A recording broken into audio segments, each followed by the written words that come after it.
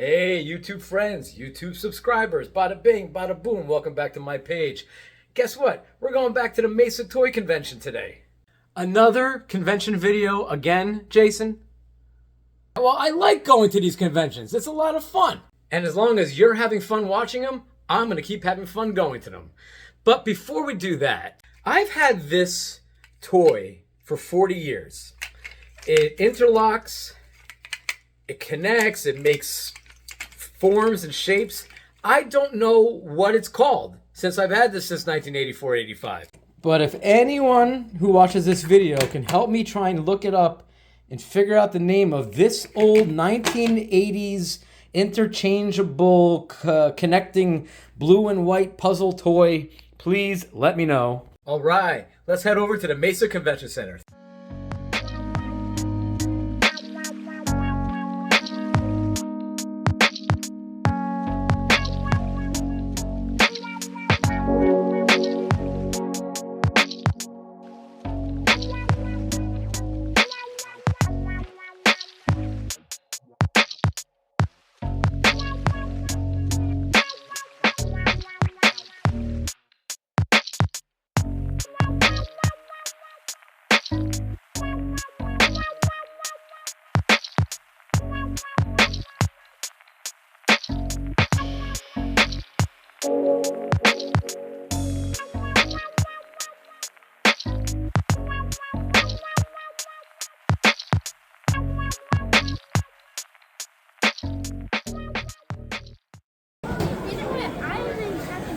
Hey, do you have any more starting lineups besides these two? I do not. There's only one right now. I just picked up the Doc Gooden and Don Mattingly from '89. Yeah, got them for $5 each. Yeah.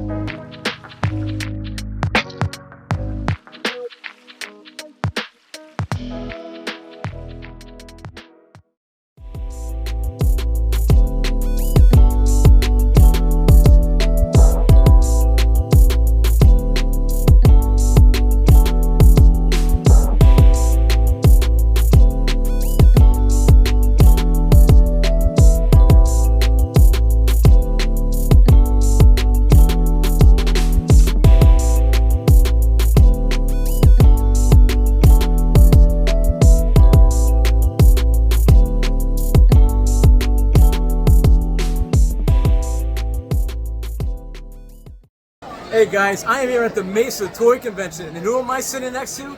Jeremy Miller, aka Ben Seaver from The Growing Pains, my friends. It's a pleasure to meet you, sir. Great Absolute pleasure to meet you.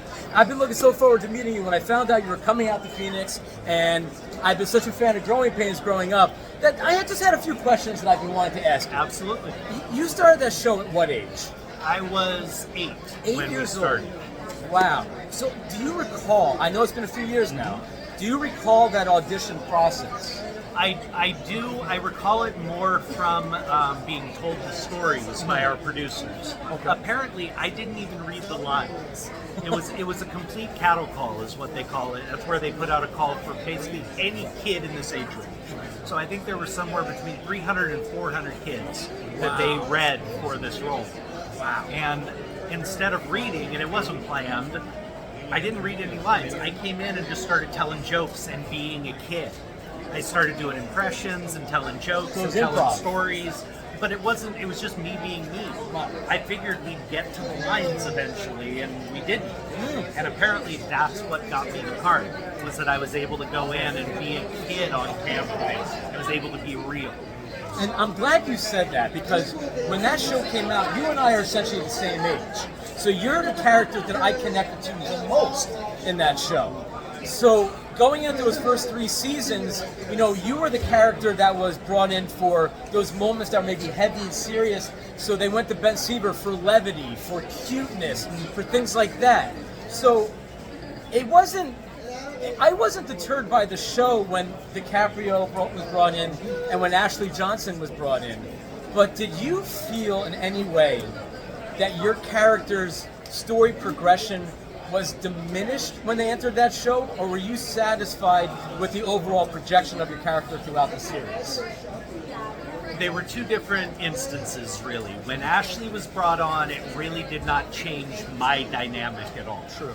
It actually opened up a lot more storylines for me in being the good big brother and taking care of her. It gave me more to do and show a little more heart in the show. Right. When Leo came on, that was more of a direct slight a bit against me by ABC. ABC did not feel that I could fill Kurt's shoes. Is that because Kurt was already in the process of his religious transition and the scripts were being forced to be changed in that Yes, time? at that time it was. And they still really believed that Kurt was, by the end, was the center of the show, which by that point he had kind of moved away from that. True. It had become more about all of us. Right. So I took it a little more personally when Leo came on. I never had an issue with Leo. I loved having him on. We were around the same age, so we hung out. We ran lines together. We were friends. Right. But it was a slight against me by the network because they felt they needed to bring someone in. They felt I couldn't carry the load. I know that the ratings went up a little bit more when DiCaprio came in, but I knew when, as a viewer, as I was watching every season consecutively, I liked DiCaprio's character, but I thought that focus of him was deterring away from the whole Seaver family, and it almost felt like, and please don't take this as an insult because I'm a fan, you were becoming a background character, and Ashley Johnson and Tracy Lords were also becoming background characters. Tracy Gold. Sorry, I didn't mean to say that. I love Tracy Lord. I love Tracy Gold. I did not mean to say that. I love you, Tracy Gold. Tracy Gold. Thank you very much. But am I incorrect for reviewers like myself seeing that happening? Because I almost feel like you still, not resentment, but almost like there was more that you could have provided that the network didn't allow you to pursue. That's honestly how I felt. I agreed with you there. And I paid attention as I got older to the ratings and the specific ratings of different shows. And while ABC still really believed that Kurt was the focus, and Kurt was, his popularity was one of the big reasons we did reach the heights we did. Right. I mean, that's a given. But by the last 2 seasons, the 5th and 6th season before Leo came on, my episodes were, the ones that focused around Ben, were the most highly rated of the season. Yet for some reason, ABC didn't think they could focus around me and still draw in the fans. I didn't understand it, but again, I didn't have any resentment towards Leo. Right. I had more of an issue with what ABC had done. Right. And I did feel, honestly, I did feel resentful for a while that they did that. But again, it worked out. We still got a full season. Leo ended up leaving early. Our producers released him from his contract. Why is that? Because he booked This Boy's Life with De Niro. Yeah. And they were not going to stand in his way of doing a De Niro film. Right. So he was supposed to be on the entire final season. Oh wow! And he only did 6 episodes, and they had to find a way to write him off because he got the De Niro film. I was actually in the trailer with him. And we were in the school trailer when he got the call from his agent and he got it. How was his reaction? He jumped into my arms. I'm literally standing there holding him like this, and he's going, "I got the De Niro film! I got the De Niro film!" Wow.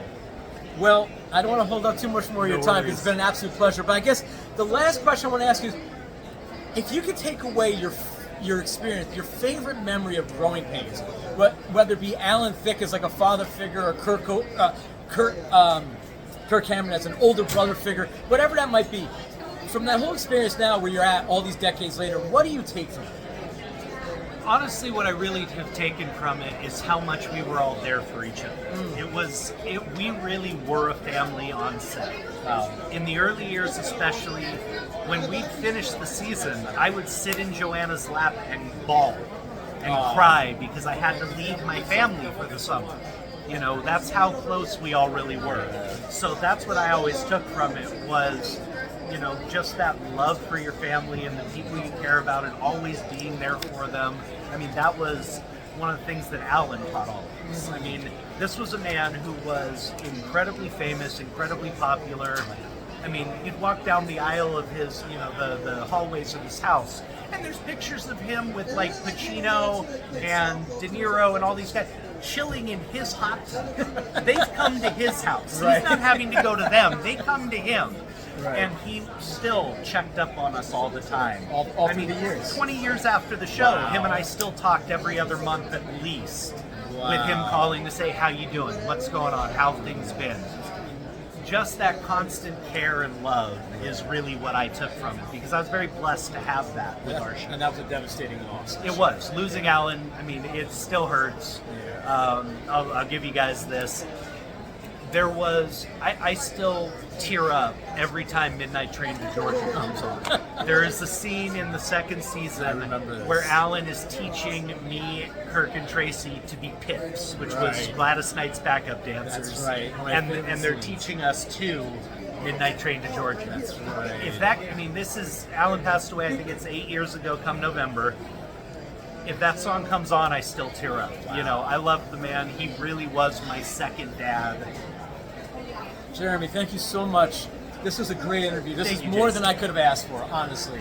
And I really appreciate meeting you. Absolutely. And I hope you guys enjoyed this interview. And check out the rest of the Mesa Toy Convention. Thank you very much.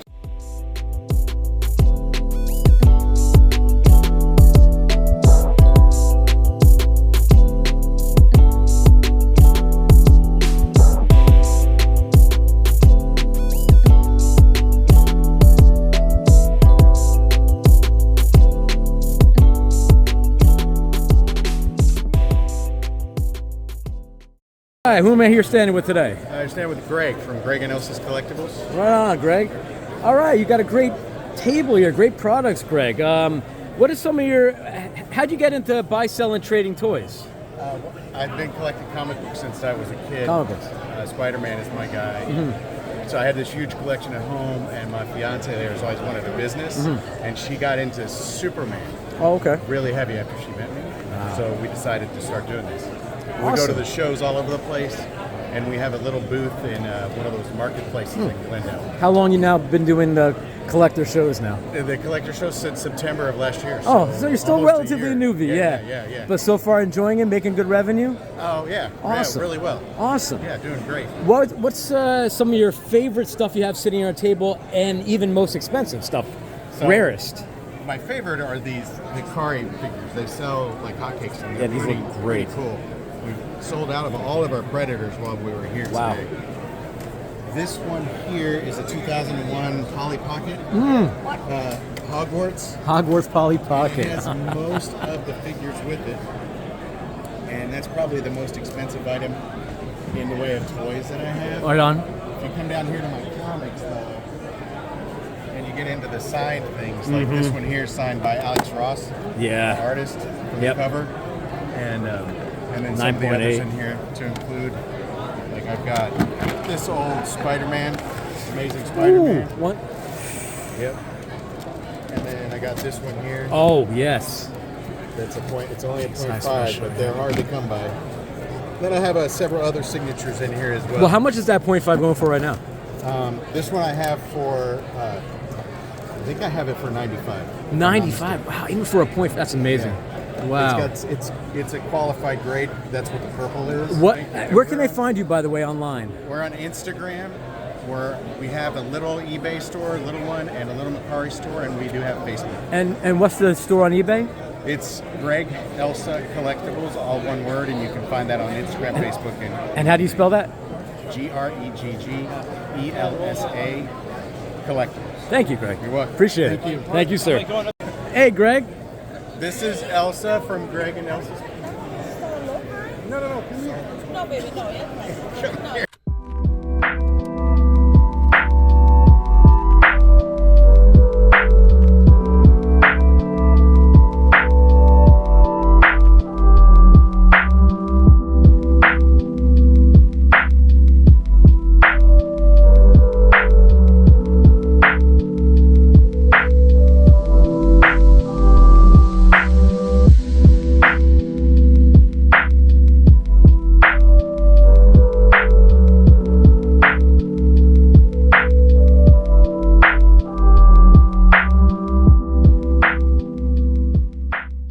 And what's your name, sir? Jeff Lewis. Jeff Willis. Are you local to Arizona? Yes. And do you have a store, or are you online only? No, I'm just at toy shows. Toy shows. I see that you're really predominantly into the really Generation 1 He-Man toys here. How do you attain all these figures? And Well, these are all from the Origins line. Oh, these are all Origins. So these are all reissues. Oh, okay. They've got like a little bit extra joints than the original figures have, so they're a lot more posable Okay. than the originals. Gotcha. But they literally reissued almost the entire line in the Origins line. Do you have any original He-Man figures here at the store? No, not right now. Not right now? Now, what are these mostly priced at? If they- Mine, I'm doing them all at 10. At 10? If they were in the box, would it be higher? Right around 20. $20? They're all Awesome. kind of various, but I kind of just made it all even. Mm-hmm. Some are rarer than others. When did this line come out? Started in 2020, I believe. Okay. So, and then most of it came out during COVID, so it was very difficult to find. Do kids even recognize these? Oh yeah, we have a lot of kids. A lot of parents have passed on their love of He-Man. Absolutely. Plus there was a new He-Man cartoon that came out. That's right, on Netflix, yeah. Well, thank you, buddy. I appreciate it. Nice stuff here, man.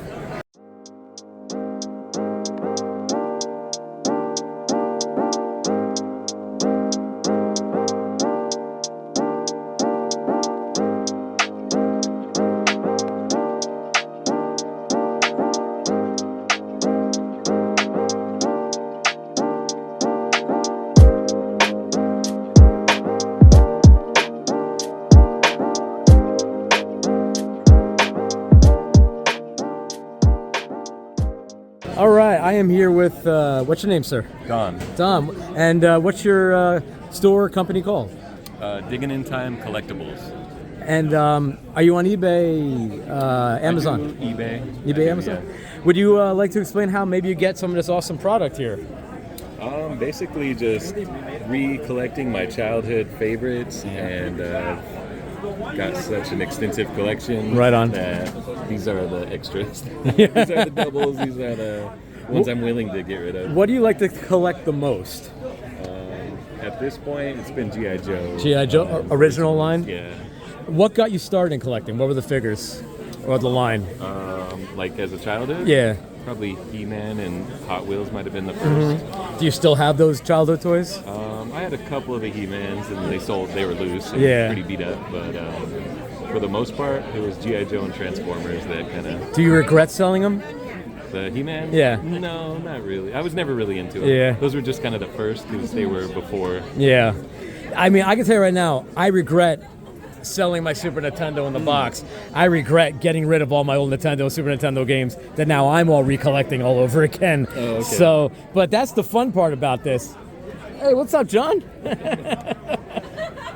That's the fun part about this is reconnecting with your childhood and some things that you thought you forgot, now you remember all over again. Absolutely. Absolutely. And I know most of my friends, they had the regular Nintendo, but then once they got the Super Nintendo, Right. their parents gave it to the cousins or whoever, family members. Right. And then they don't have that anymore. And it was Yeah. like 30 plus games. I don't know how I lost some of my stuff, but It was like a lot of that stuff in the 80s and 90s. Once you upgraded to a new version, then you kind of got rid of the old one. that's right. But and we didn't know that our Zelda, our Donkey Kong, our Mario games are going to be hundreds, if not thousands of dollars 30, 40 years later. But here we are now. If I could take a time machine back, I'll have 700 Super Mario ones. Oh, because they sold for millions. Oh my graded. God. You seen that King of Collectibles show? Yes. On Netflix? I Amazing. think, honestly, some of that grading is a little bit speculatory. It is. A little bit jacked up, so to say. But if that's where they're going with it right now, I just think it's affecting the pricing and the value of our collecting prowesses. Absolutely. So, well, this is awesome stuff, man. Thank you. I appreciate it. And one more time, how can they find you again? Digging in Time Collectibles. How do you spell that? Instagram or I'm on, DIGGININ. IN? Okay, right. CINE Collectibles. Thank you, buddy. Thank you. No worries. Appreciate it.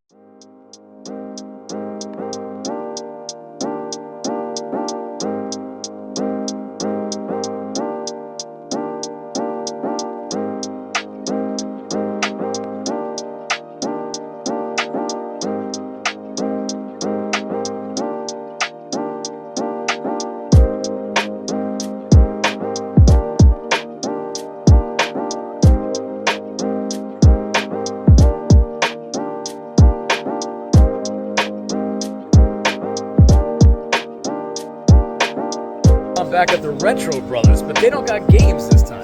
They got toys. And good freaking toys.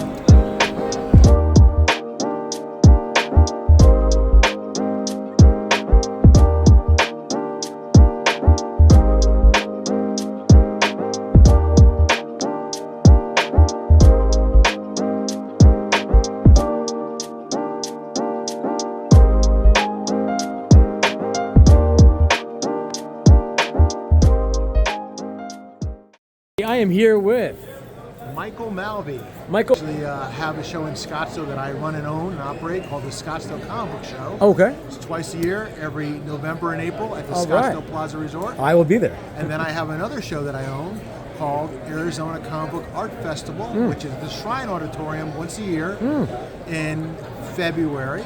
So that one is a different type of show. That show is newer comic books and comic book creators that create comics. So a lot of Awesome. comic creators in that show. It's a lot of fun. Can you possibly show me some of your most rarest, most expensive comics that you have sitting up here? Some of the most sought out. I deal with mostly like just a range of like really popular books, and I get new stuff in all the time, change it over. But I mean, one of my favorite books is the Death of Gwen Stacy. Stacy, yeah. 121, which I sold this last show. Here's 122. The Death. This is a part 2 of it. How's the But when condition on this came that? out, it's $600, so it's a high grade. Yeah, it's a high grade, Probably yeah. a 9. Wow. But what I like about this is, like, at the time, this was probably one of the most collectible comics of that time period. Absolutely. And it sort of faded in time where everybody now wants an Amazing Spider-Man 300.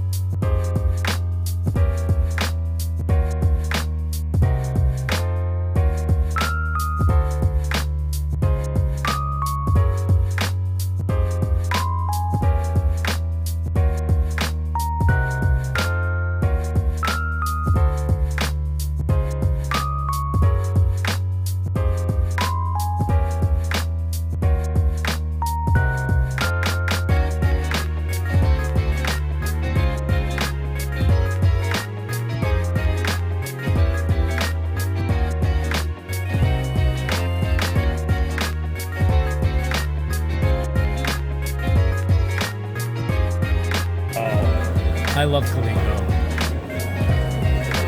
What was your favorite system? Probably NES. That's when I started on with my uncle. Favorite NES game? It's terrible. It's a terrible game. Fester's Quest. Festus Quest isn't so bad. Bad game. I would have to say my favorite Nintendo game is Super Dodgeball. Okay. And then I had to put Punisher as number 2. I love the original Punisher on there. We have one Monster Party. I love Monster Party. Oh, I sold that with the big. I bought a big collection and I sold Monster Party in that That game recently. is so weird because it shouldn't exist. Nintendo was like, no blood, That's no right. gore, no skulls, no bones. And then nothing. here's Monster Party.